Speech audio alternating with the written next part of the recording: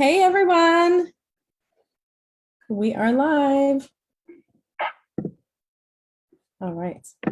Hi everyone in the group. It's so nice to see everyone.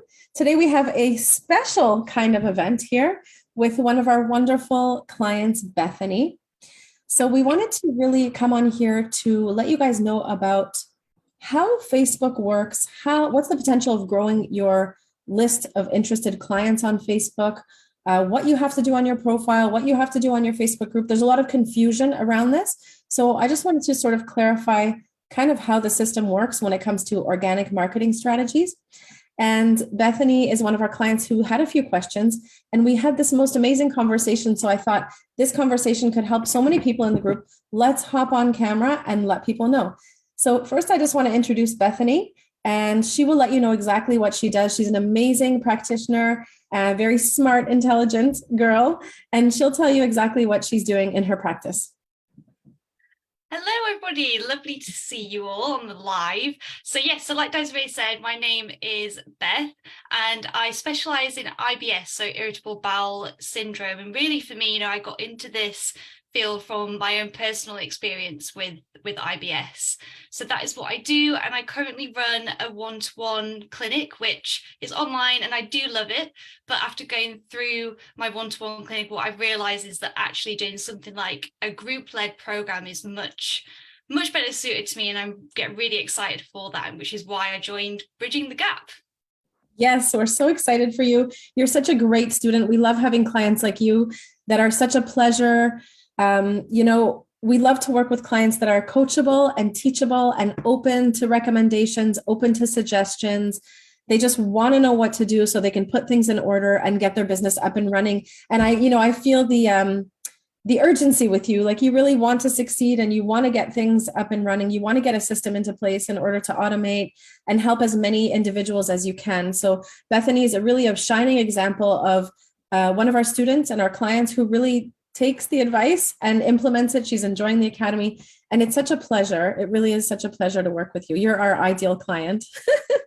I think that's what I love about Bridging the Gap, because I don't have a clue. I didn't have a clue about how to start an online program. I knew that's something that I wanted, and I really did just want something that gave me that A to Z, step by step. This is what you need to do, and I found that with Bridging the Gap, which has just been amazing so far. Amazing. I know you're freshly into everything, and I can't wait to see what you create. So Bethany, we got on a call today where you asked me a bunch of questions just to clarify how this whole social media thing works and what you should be doing. So let's just go over those questions, and then I'll give my answers as best as I can. And hopefully, this could help other practitioners in the group as well. Yeah, and I really hope so, because if you're anything like me, then tech and social media, it's not an area that I'm too familiar with, actually. So I really did need support in this. And one of my questions was around a Facebook group or a Facebook page. Which one do we use? So I spoke to Desiree and I asked, what do we need? Do we invite people to our Facebook group, or do we invite them to our Facebook page? And do we need both? Yeah, good question. Really good question. Very confusing to know what to do. So this is what I suggest. I suggest definitely having a closed Facebook community that is contained in one place, especially for someone like Bethany who's dealing with digestive issues, IBS, bowels. It's not everyone who wants to come online and, yell to the world about their bowel problems, but they're going to feel secure and safe if they have a safe space in which they can share about their specific health condition. They can feel comfortable sharing with peers within the group, with the community, and getting the proper answers. So it's definitely advisable to spend your time, invest your time into growing a Facebook community group. A community group belongs to you. You're the boss. You're going to be able to post as much content as you want in there. If there are people that are unhappy with it, I have my group as well, where sometimes people are like, oh, you tagged everyone. I'm very upset. And I'm just like, okay, well, you can leave if you want. There's a good reason why I do it. I don't abuse it. So if you have people that are upset, you can just say, see you later, alligator. And if you have people that you don't want in your community, sometimes you have people that are spammers and problem causers, you can also say goodbye. So it's your space. You can do whatever you want in there. And hopefully you have a thriving community.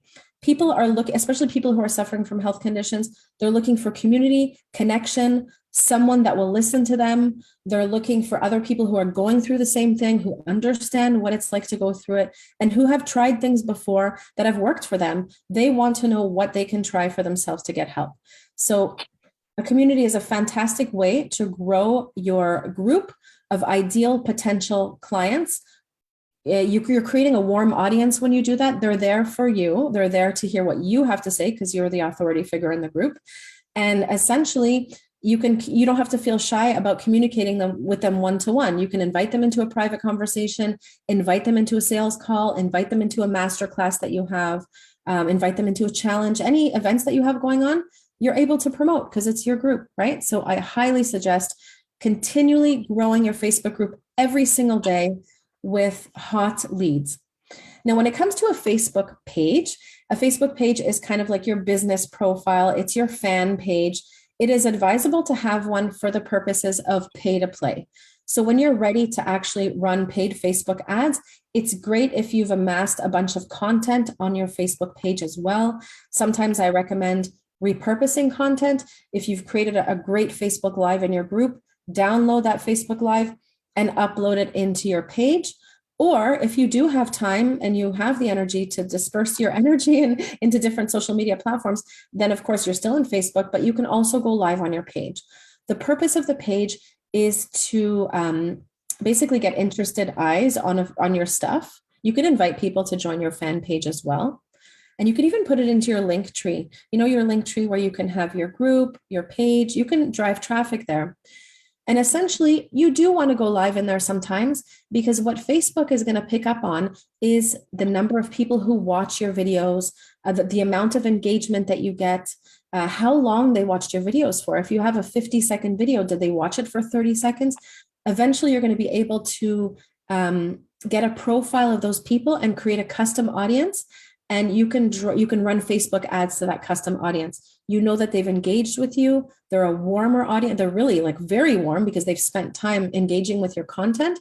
And you can run ads to these people.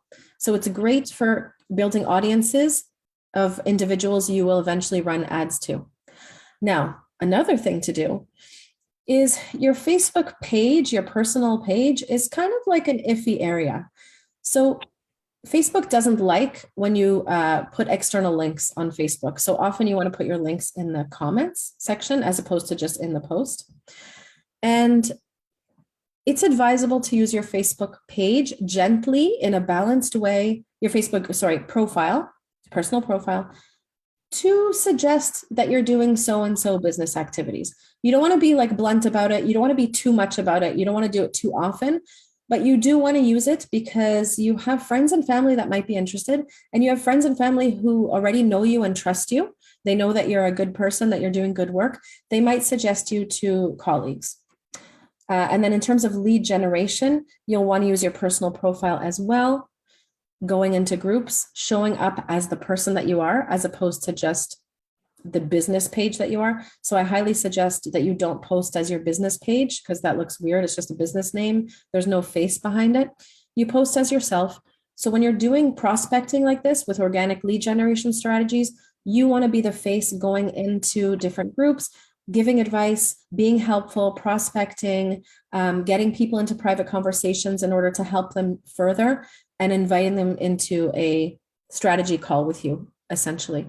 So you want to be the person that's known for that area of expertise. So I hope that helps. That's really helpful. And another question that I had as well was when it comes to the most quickest and effective way of growing, your group members and also ensuring that they are your ICA, so your ideal client, that step-by-step process. Could you just describe that in a bit more detail in terms of how you get from starting a conversation in somebody else's group to getting that person into your group ultimately? Yes. So what I suggest is this. Organic marketing strategies are what's working right now. Everyone's about building relationships, building connections, networking online, getting to know each other. Genuine connections is where it's at right now. So unless you have a solid, $3,000, $4,000, $5,000 a month right now to invest in paying to play, where you can grow your Facebook group by paying for it, That's just what it is. It's paid Facebook advertising to grow your group. If you don't have that money right now, you want to apply organic lead generation and marketing strategies. What does this mean?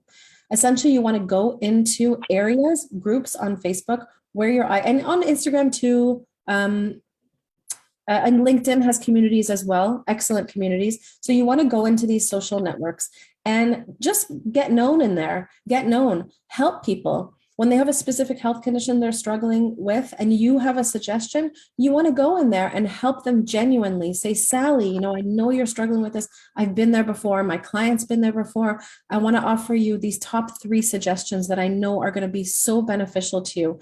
Is it okay, you know, if I offer them to you? Now, you have to be careful with the admins. Sometimes you've got admins that have started this group because they are already selling their own product or program, and they might not want you selling your product or program in there. But if you're helpful and genuine, that's another story. So you just have to do a bit of investigation on who the admin is of the group and what they are engaging in terms of their business activity. Some admins will start groups to help with a specific health condition from the kindness of their hearts, and they don't have anything to sell. They're just trying to support a bunch of clients. And you're going to be the helpful one going in there and saying, you know, I've developed this 8-week modulated program. It would really help your clients like get better and get results. Would it be okay, you know, if perhaps I promoted my program in your group and perhaps I can give you a cut for every single client that comes through? I have an affiliate program and you're going to benefit from it as well. So that's one option. The other option is to be helpful. So what I suggest that barely any people are doing is, if you've got a thread where the original poster asked a question and people are just responding by way of text, right? They've written text. You can be the one to go in and create a video. And isn't that special? Isn't that unique? Nobody's doing it. So you just pop on camera, 2 minutes of your time. Hey, Sally, I know you're struggling with this. You know, I've also struggled with this and I want to be able to help you. These are the top 3 things that I've done to help myself or to help my client.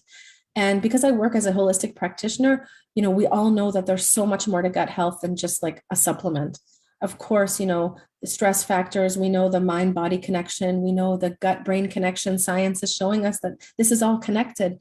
And I would need to know a little bit more about your case history. Would it be okay if I sent you a message? Okay.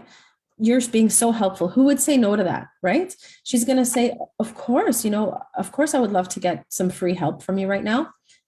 Yeah, DM me. So there's where you start building even warmer relationships with potential ideal clients, getting to know them and say, you know, hey, Kathy, you know, I know that you're struggling with this. I have a private group where I help people with this exact problem. Would you love to join?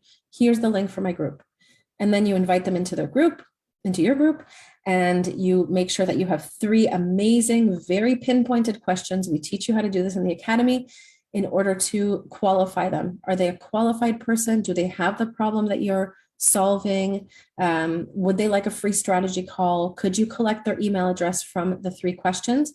And then you want to get them into your group. And once they're engaged in your group, you can begin to go live. You can begin to do master classes, offer your free lead magnet. There are so many ways to do this, guys. Like, there isn't just one strategy, but the main strategy I'm talking about here is building relationships with people, networking, getting to know, being a helper, being genuine, being kind, and that's just going to get you so far. So this is prospecting in the online space, and you're going to have to vet your clients. It's not that you're going to want to work with everyone. You know, you can have an ideal client, yes, who has IBS. Yes, they have the money to spend with you, and they say they want help. But at the end of the day, maybe they're not coachable. Maybe they actually don't want to do the work. So they're not your ideal client. So you kind of have to qualify your ideal client in many different areas. So just be careful about knowing who it is that you're looking for. This is the ideal client work that we teach in the academy. Who do you really want to work with? You know, what are their personality traits?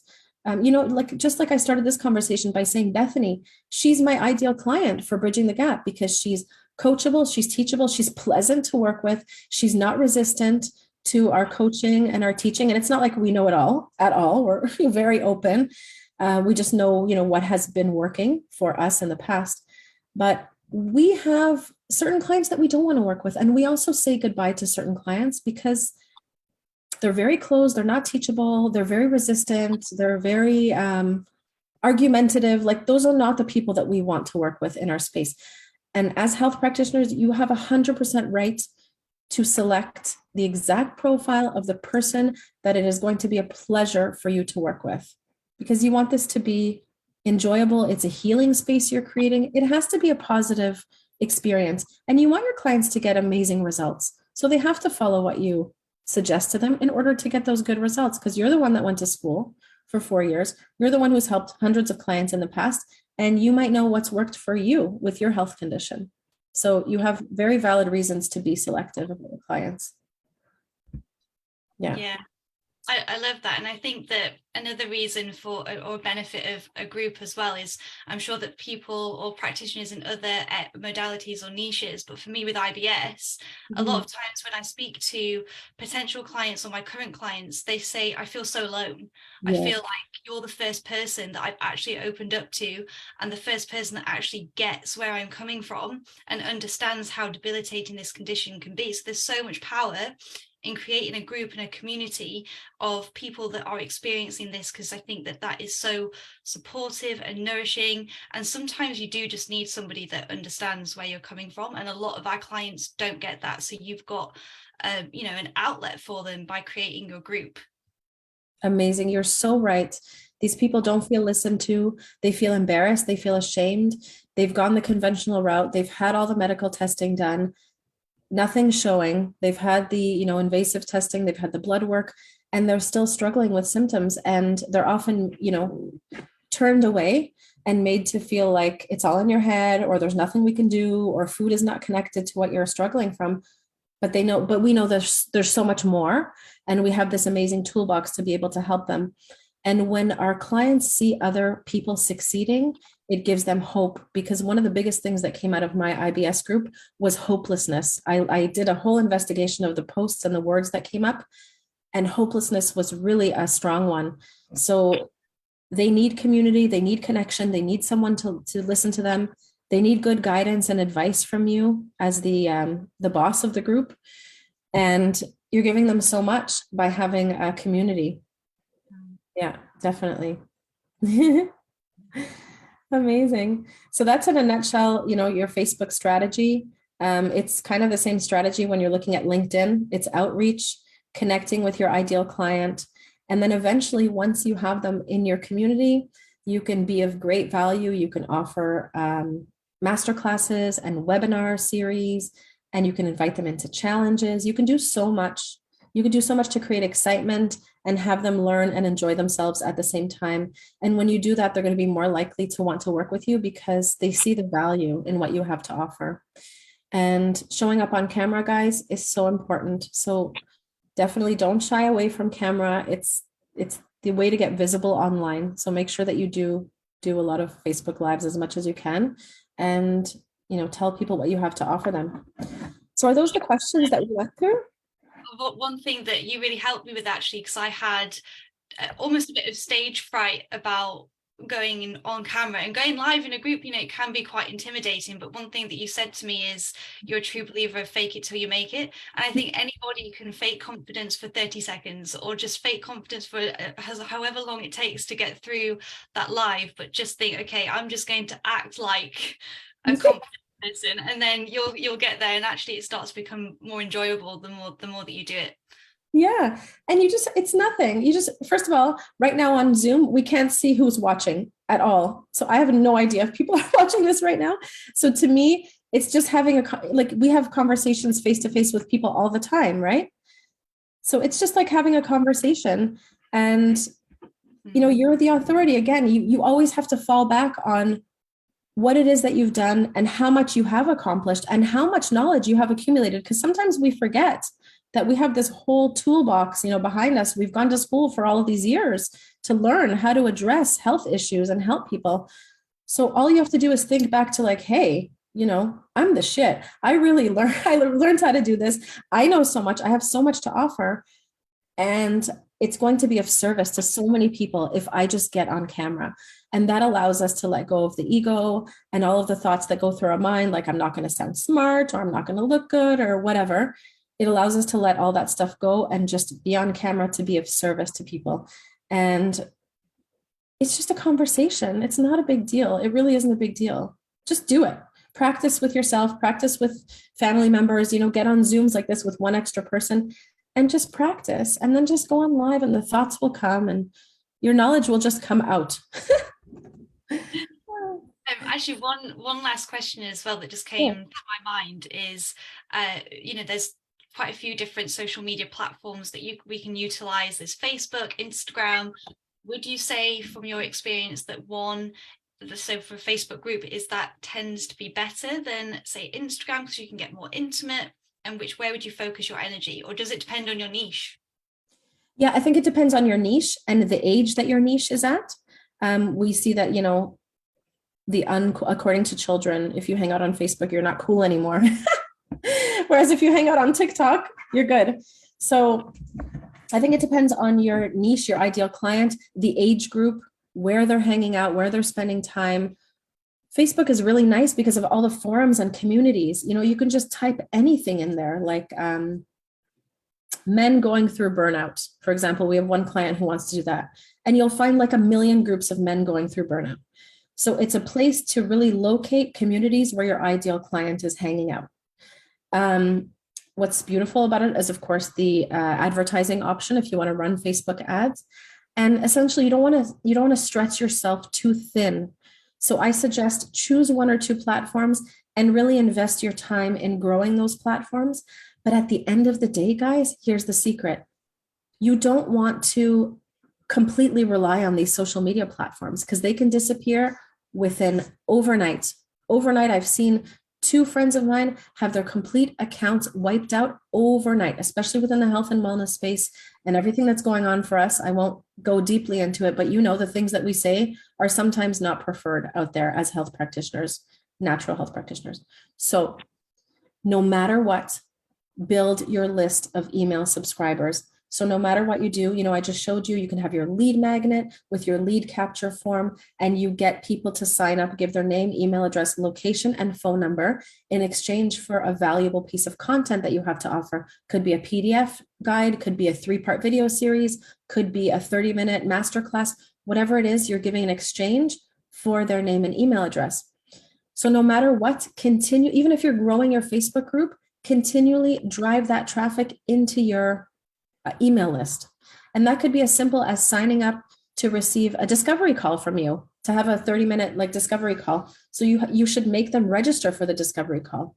Make them, even if you're going live on Facebook to do a masterclass, still get your lead magnet opt-in page and thank you page, still get them to register for the masterclass, and then guide them to the Facebook group where they'll be watching the masterclass. Perhaps those who register could get the slide deck, or they could get an extra bonus piece of content from you because they registered, right? Because the other people might feel like, hey, why didn't, I didn't have to give my name and email address. But so make sure that you do have people register, because that's going to grow your email list. And when you grow your email list, you want to be constantly nourishing that list. You could send out 4 newsletters a month, valuable content. You could repurpose any Facebook live streams that you did, pop them onto YouTube to grow your YouTube channel. Grab that link, write a piece of content like, hey, this past week I went live. I talked about this, this, and that. Check out my Facebook Live. And then you put the video link in there and you drive the traffic to your YouTube channel to watch the video. So many things, so many different things you could do. But essentially, until you have a lot of help by way of virtual assistants, we're able to post on all of these platforms because we have help with it. So we post on Instagram, we post on TikTok. We just got a TikTok account, and supposedly our TikToks are doing fantastic. We're not dancing or anything, but our reels are going on TikTok. So until you can get help with it, don't spread yourself too thin. It's too much to focus on all. So again, we're only able to be in all of these places because we have help. If you asked me to post all day long on social media by myself, forget it. Anyway, I'd rather not do that. I'd rather spend my time prospecting, building relationships, getting to know my ideal client, having genuine conversations, and doing sales calls all day long so that they can purchase my offering. I'd rather spend my time that way, because we know that tons of the social media content that we write doesn't convert, especially you guys in the health and wellness niche. 3 ways to hydrate, 5 foods that you can add into your diet to reduce inflammation. People don't engage with that type of content. That's the content that creates crickets. Okay. It doesn't create engagement. You want to write engaging content, and we teach how to do that within the academy. So if you're spending all of your time writing non-engaging content and getting crickets, you're going to be discouraged, and you're going to say, oh my God, none of this is working for me. What am I doing? What am I going to do with my life? So just be careful about engaging content and not spreading yourself too thin. So that's my answer for that one. Brilliant. That's so helpful. I think, just after having this conversation, it does make me feel, I hope it does everybody else, that you've got a bit more structure, where to focus your energy, and how to grow your Facebook group numbers. Yes, amazing. So thank you, Bethany, for getting on with me. I really appreciate that. And I look forward to your continued success. You're awesome, and you're going to do such an amazing job. Thank you so much. This has been brilliant. Thank you. Thank you so much. Have a great day, everyone. See you later. See you later. Bye.